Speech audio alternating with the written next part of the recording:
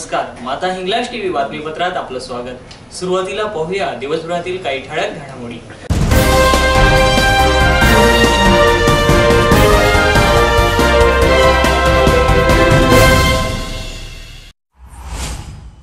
पाडवा पहाट कार्यक्रम रद्द करून 34 कुटुंबातील 39 मुलांचा शैक्षणिक खर्च उचलणार, नगरसेवक चंद्रकांत केले यांची माहिती।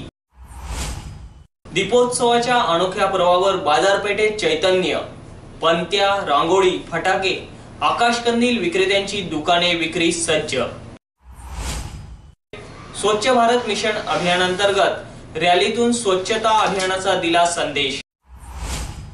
गोंदूर येथे अत्याधुनिक कृषी तंत्राचे प्रात्यक्षिकातून करण्यात आलं मार्गदर्शन।